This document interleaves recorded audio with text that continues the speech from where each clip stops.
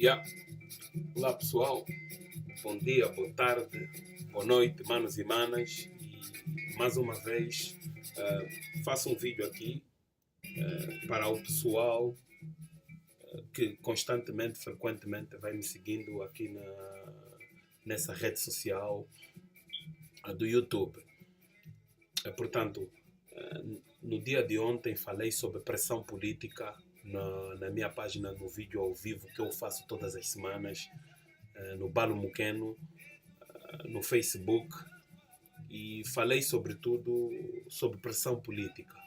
Mas hoje aqui eu não venho para falar sobre isto da pressão política, eu venho para falar sobretudo das nossas responsabilidades enquanto angolanos, no ponto de vista de também elevarmos todos os nossos irmãos que não tiveram as mesmas oportunidades que nós, mas cuidar daqueles que a gente diz que o fulano não tem escola, o fulano é analfabeto, não tiveram oportunidade de estudar. Então eu acho que é nosso dever de olhar para a história recente do nosso país e dizer que podemos também fazer alguma coisa para elevar os outros.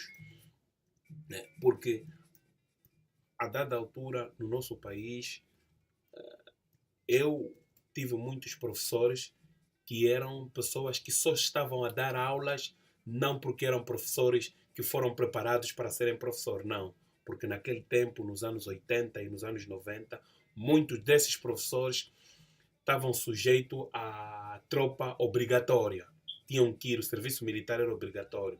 E sendo assim, para poderem ter o adiamento militar, tinham que dar aulas. Muitos davam aulas, outros dormiam na sala, outros também nem sabiam escrever em condições, mas era a situação com que nós nos encontramos.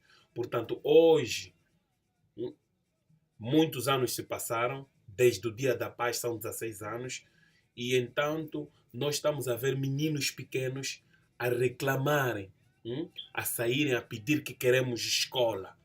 É porque estamos atentos e soubemos o quanto vivemos uma situação débil em termos de educação no nosso país. É preciso chamar cada vez mais atenção da vontade política, que depois da guerra os maiores só vamos ter grandes ganhos. Os ganhos da paz vão se confinar na boa educação e na saúde que nós temos. Mas antes de avançar no tópico, eu tenho aqui algumas perguntas, que, sobretudo, que vêm de pessoas que nos seguem, e cumprimentar já vocês todos. Obrigado pela vossa participação, que vocês vão dando aí, que ajuda cada vez mais. O Délcio, mais uma vez, quero ouvir qual é a minha opinião sobre as autarquias. É assim, eu digo sempre às pessoas, e ainda disse no vídeo de ontem, quanto às autarquias, eu me sinto um tanto quanto pouco, não sou privilegiado em falar do poder das autarquias, porque eu vivo há 20 anos fora da Angola e, sobretudo, há 17, quase 18 anos na Inglaterra, e aqui sempre houve autarquias. E aprendendo a funcionalidade do poder local, mas eu não queria muito comparar o poder local, como é que funciona aqui na Inglaterra, mas seríamos bom olharmos para as questões que o poder local trouxe em Moçambique nos últimos tempos. As situações que o poder local está a trazer benéfico em Cabo Verde. É aí que a gente tem que ir investigar e ver realmente como é que está a funcionar o poder local aí, na África do Sul. Portanto, é a participação direta das pessoas, do cidadão. O cidadão vai estar de encontro com aquele que vai resolver o problema do município, aquele que será a pessoa número 1 do município. Para falar isso, eu tenho que dar exemplo. É bom que aquele que vai resolver o problema do município esteja diariamente. Pronto, há quem diga que quem não convive contigo não consegue ver o teu problema. Isto é uma outra questão. Mas eu acredito que o autarca, aquele que ganhou as eleições, que vive diretamente no município, tem que ser capaz de conhecer os problemas, desde os problemas mais graves, os problemas mais vulneráveis e os problemas que têm que ser essencial, onde é que a aplicabilidade do dinheiro que o governo central vai passar seja distribuído. Mas há uma coisa que a gente tem que ver. Há muitos outros problemas que vão se levantar. E então aí é que eu disse ontem no programa. Vamos estar perante a muitas situações de pressão política.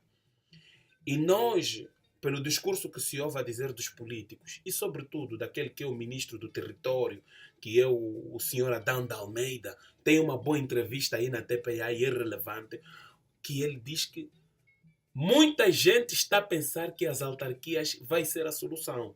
Eu também sou de acordo que autarquias não vai ser a solução, mas vai ser dali onde vai começar a ser os problemas. Porque os problemas vão aparecer, os problemas vão ir ter com aquela pessoa que ganhar as eleições, que vai controlar aquele perímetro. Só na minha opinião, as autarquias em Angola vão ser favoráveis, porque vamos começar a ter problemas direcionados. Porque nós estamos habituados no nosso país a uma governação de despachos. Ouvíamos aqui, muitas vezes, sem ser claros, nós ouvíamos dizer que existem em Angola as ordens superiores.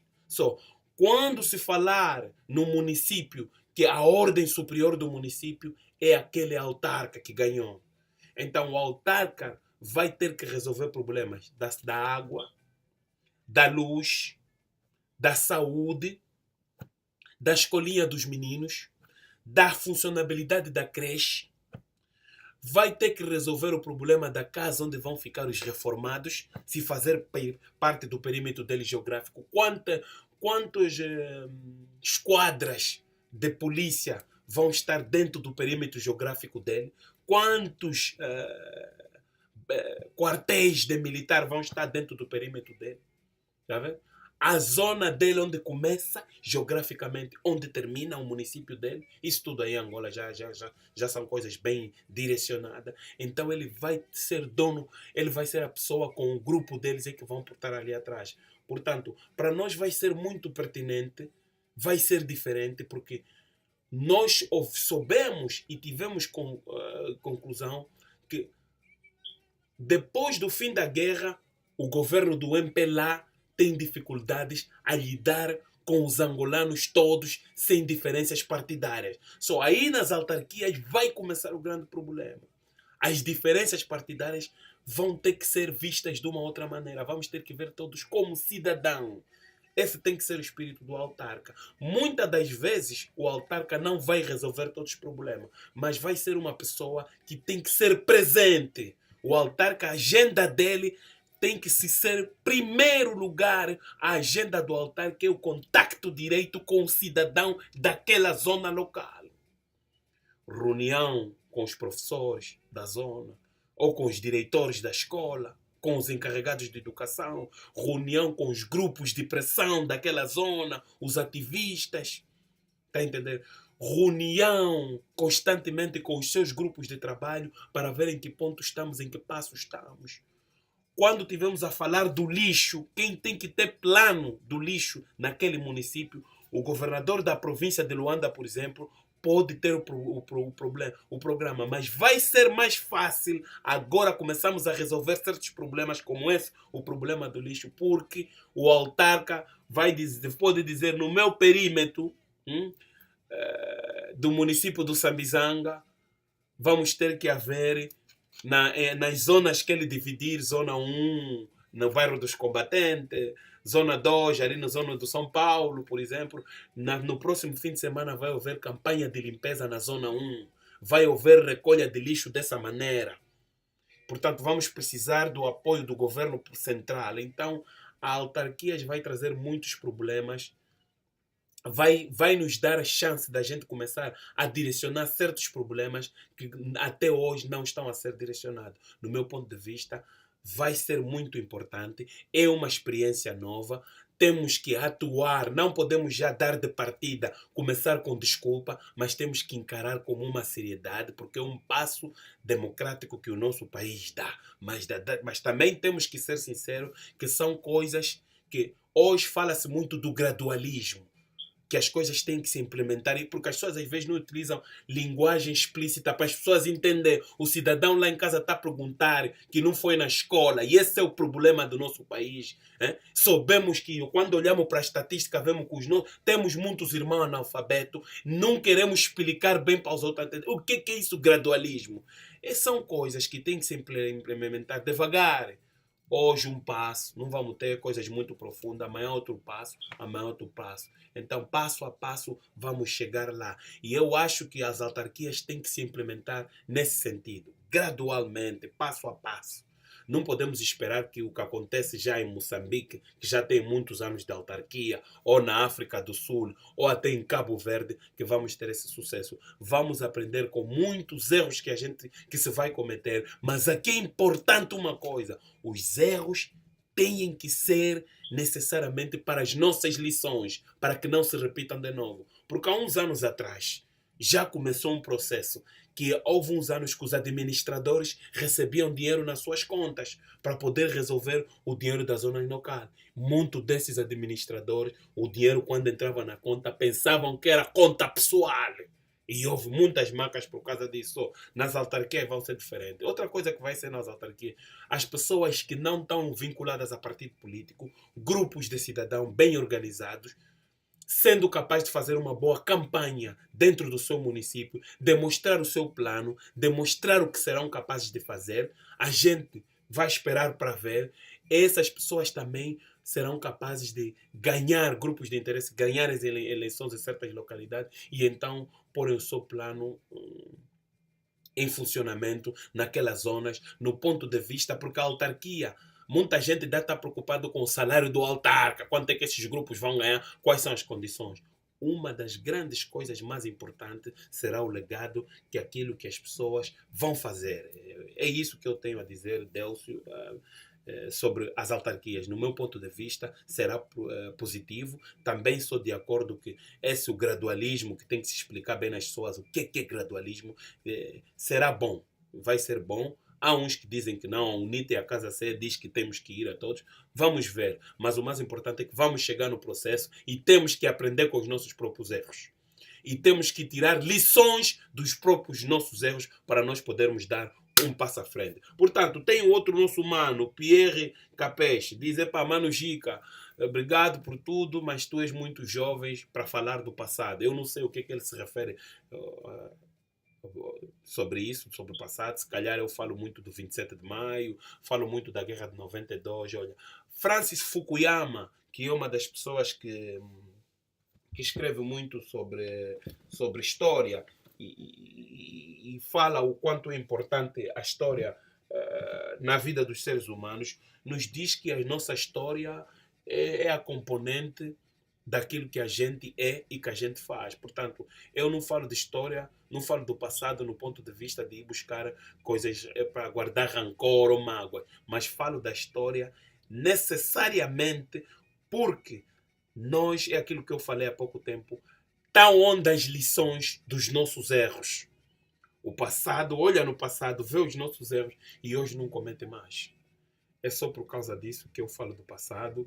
E atenção, às vezes nós queremos nos limitar muito, somos jovens. José Eduardo Santos foi presidente do país com 37 anos de idade. Então, hoje nós também temos que começar a assumir a nossa seriedade e dizer que somos homens, filhos de Angola e estamos aqui para contribuir.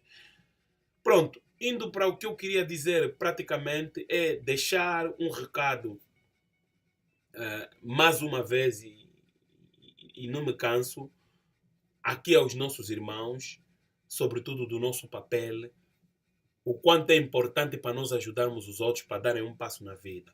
O nosso país teve um passado recente e da guerra nem todos nós conseguimos ir na escola, nem todos nós conseguimos nos formar. Portanto, nós estamos numa fase em que estamos a lutar para a afirmação da liberdade em todos os campos. Liberdade de se expressar, liberdade de falar, liberdade de escrever. Tá vendo? Há pessoas que a história da Angola ainda não é escrita na íntegra pelos angolanos. Quem escreve a história da Angola só são os portugueses, os estrangeiros. Eu aqui na Inglaterra conheço bué de estrangeiros que escrevem a história da Angola. Quando é que vamos ter essa liberdade para escrever e para os nossos mais velhos nos passarem o legado para que nós então vamos fazer a afirmação? A liberdade é importante. E então a liberdade não pode ser só entre uns, que só quem estudou é quem tem direito, quem não estudou não tem voz. Não, não podemos. Portanto, é preciso dizer que na sociedade angolana, os analfabetos, nós não devemos só chegar no nosso irmão para lhe dizer que na hora do voto tem que pôr uma cruz ao lado da fotografia daquela cara conhecida. Temos que ser pacientes e pressionar o governo de que tem que se criar. O governo não pode só dizer que até 2020 já não pode ter empregos, nos empregos já não pode ter pessoas analfabetas. Não. O governo tem que ter um plano. Esse plano tem que ser eficaz, tem que passar para todos, tem que ir lá nos confins onde estão os angolanos, nessa Angola profunda. Tá vendo? De Noki a do Mucusso. Tá vendo? Tem que ir lá indo para o Sumbi e indo para o outro lado ali, para o Lumbalandungo. Fazer os 4 cantos de Angola e ir lá esse processo de analfabetização. E ser consistente e um ano atrás do outro, depois de 5 ou 6 anos, podemos começar a pensar diferente. Ainda temos meninos que estudam debaixo das carteiras, debaixo das árvores. Ainda tem meninos que estão fora do sistema de educação, não porque falta da escola, porque quando nasceram, os pais não têm dinheiro para pagar cédula. O angolano não nasce, lhe dão já uma cédula assim, sem pagar, sem nada. Você nasceu aqui, privilégio, toma a tua cédula. Não, tem muitos meninos que estão em casa, porque o pai e a mãe, quando pegam o dinheiro para ir tratar a cédula, é o mesmo dinheiro para lhe comprar roupa, é o mesmo dinheiro para lhe comprar comida. Só temos que agilizar isso tudo para que nós, então, daqui a uns anos, podemos dizer: vamos, erradicamos o analfabetismo e vamos dar um passo para frente. Sem que sejamos nós a falar sobre isso, a trazer isso, aqui que temos essas ferramentas, essa abertura das redes sociais, o YouTube, isso, ninguém vai resolver.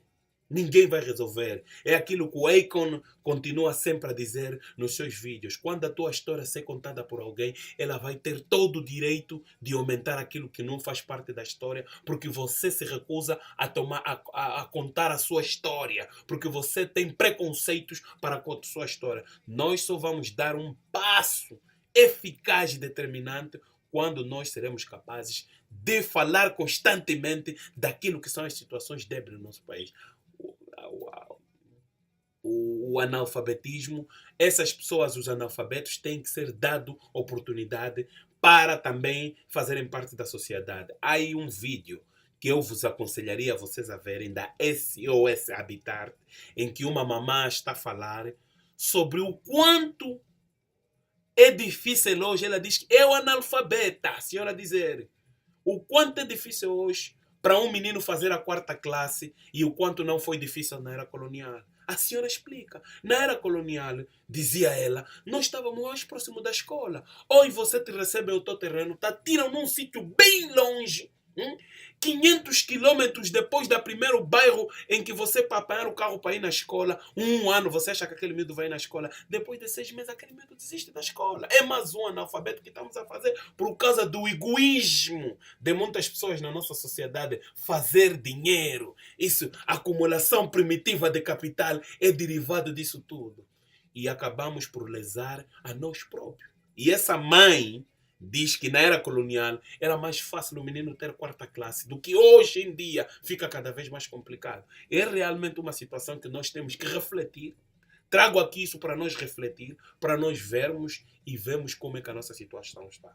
É verdade, manos e manas, eu gostaria de continuar ainda muito mais tempo, mas já me levam quase 20 minutos. Obrigado pela sua atenção. Não deixa de meter o seu comentário e mandar também a sua sugestão, a sua opinião. Estamos aqui para isso. Quando quiser ver o meu vídeo, vai na minha página Gica Tetemba, no Facebook. Estão lá os meus vídeos ao vivo. E estamos no Twitter, no Instagram, com o mesmo nome, Gica Tetemba. Obrigado, saudações e continua a mandar a vossas questões. Obrigado.